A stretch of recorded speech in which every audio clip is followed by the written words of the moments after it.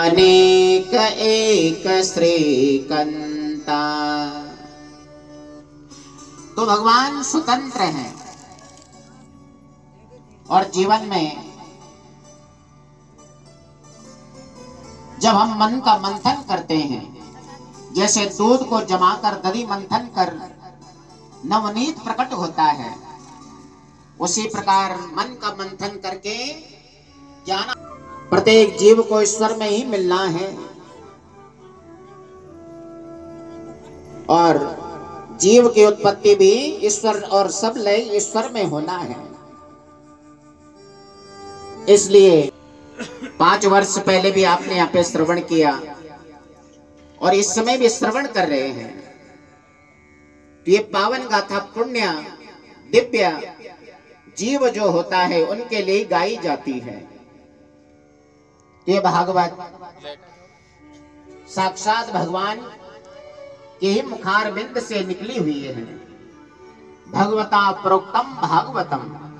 Button on नहीं किया था मैंने। नैमिषारण्य में 88,000 ऋषिगण बैठे हैं और सबके सब भगवान का कीर्तन करते हैं, भगवान की कथा का श्रवण करते हैं। तो यहाँ पे 88,000 ऋषिगण बैठे हैं। इनके बीच में सूत जी महाराज पहुंचे हैं। इन सूत जी को देख करके सबको इनको प्रणाम करने लगे हैं। नेमिषे सूतमासीनम् अभिवाद्य महामतिम् कथामृत रस स्वाद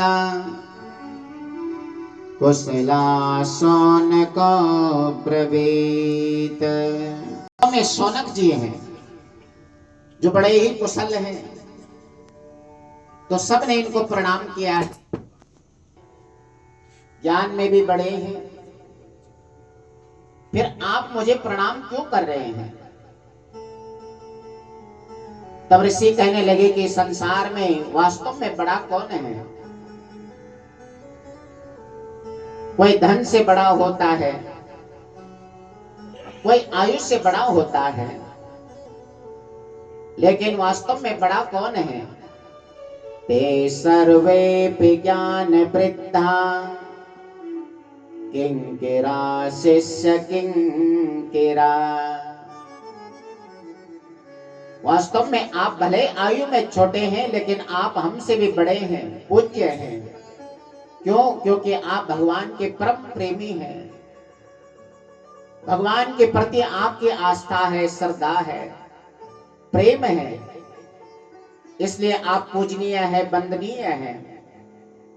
इसलिए हम आपको प्रणाम कर रहे हैं। आपके कारण हमें बहुत अच्छी कथा मिलेगी, भगवान का गुणानुवाद सुनने का अवसर मिलेगा। और जब पुण्यात्मा जीव जीवन में मिलता है, धर्म कर्म करने वाला जीव जब जीवन में मिलता है, तो उसके माध्यम से कई जीवों का कल्याण हो जाता है।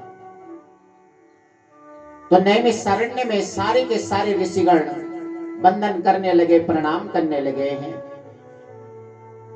तो नैमिषारण्य कैसे पड़ा है?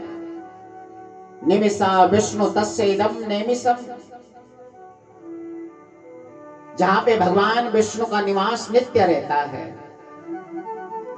वो नैमिषारण्य है। और यहाँ पे